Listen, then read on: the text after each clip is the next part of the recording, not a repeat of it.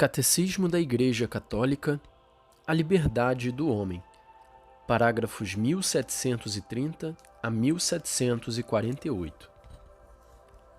A liberdade do homem.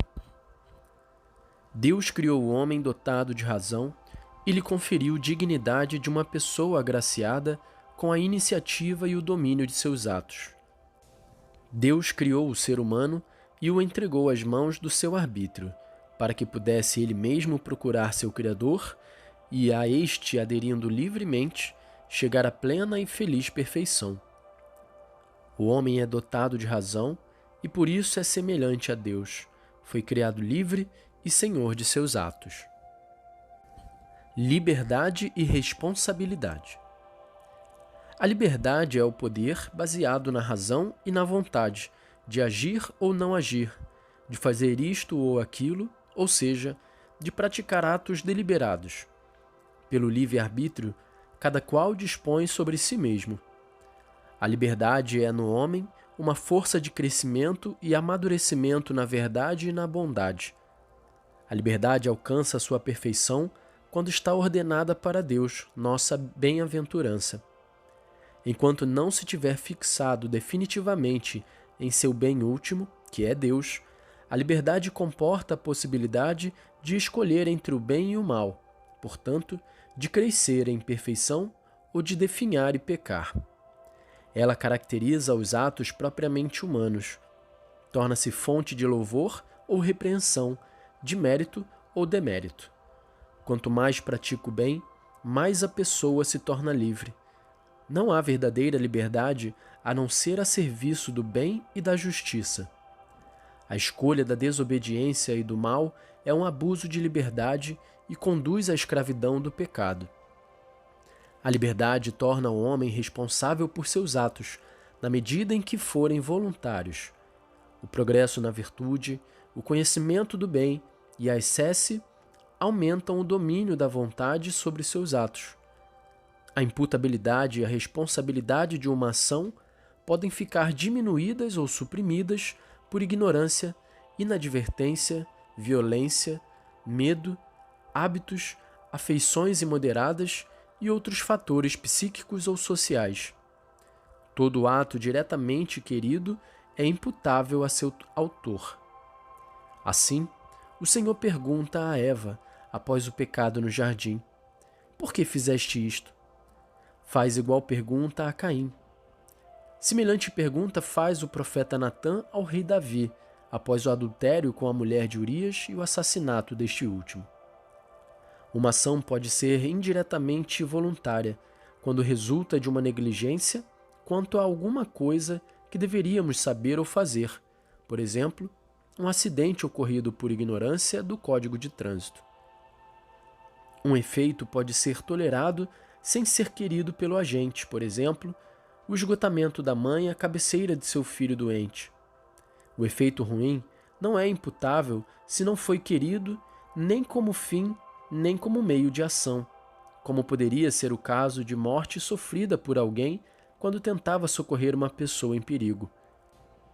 Para que o efeito ruim seja imputável, é preciso que seja previsível e que o agente tenha a possibilidade de evitá-lo, como, por exemplo, no caso de um homicídio cometido por motorista embriagado. A liberdade se exerce no relacionamento entre os seres humanos. Toda pessoa humana, criada à imagem de Deus, tem o direito natural de ser reconhecida como ser livre e responsável. Todos devem a cada um esta obrigação de respeito. O direito ao exercício da liberdade é uma exigência inseparável da dignidade da pessoa humana, sobretudo em matéria moral e religiosa. Este direito deve ser reconhecido civilmente e protegido nos limites do bem comum e da ordem pública. A liberdade humana na economia da salvação. Liberdade e pecado.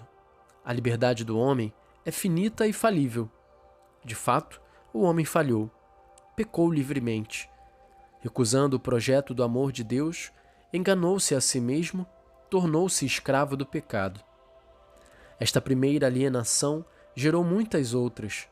Desde suas origens, a história comprova os infortúnios e as opressões nascidos do coração do homem por causa do mau uso da liberdade. Ameaças à liberdade. O exercício da liberdade não implica o direito de dizer e fazer tudo. É falso pretender que o homem, sujeito da liberdade, baste a si mesmo, tendo por fim a satisfação de seu próprio interesse no gozo dos bens terrenos.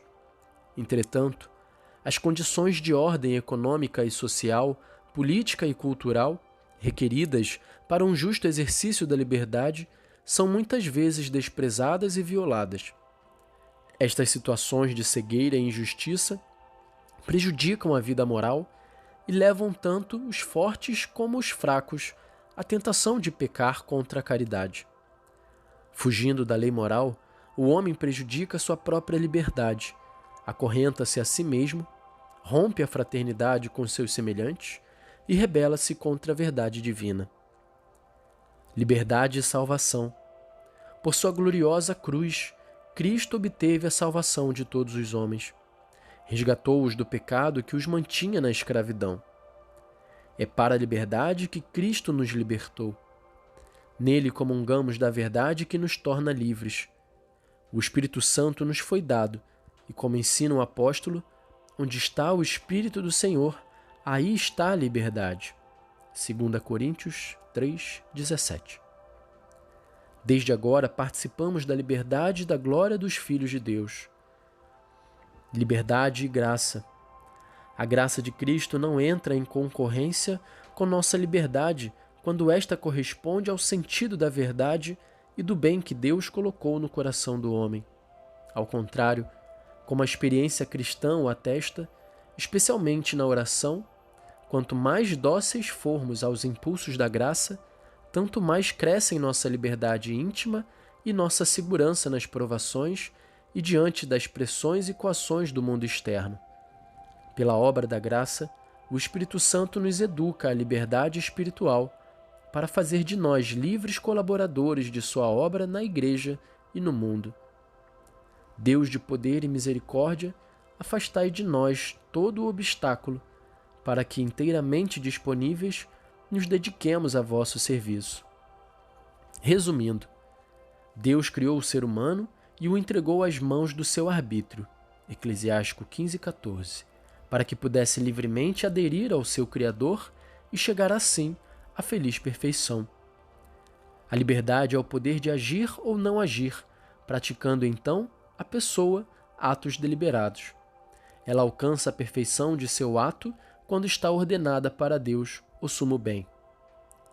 A liberdade caracteriza os atos propriamente humanos, torna o ser humano responsável pelos atos dos quais é voluntariamente autor.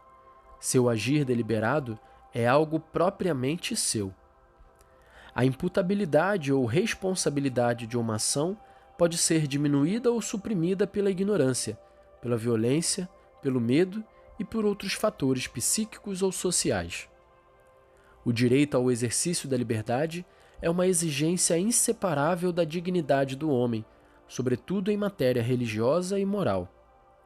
O exercício da liberdade, no entanto, não implica o suposto direito de tudo dizer e fazer. É para a liberdade que Cristo nos libertou. Gálatas 5:1.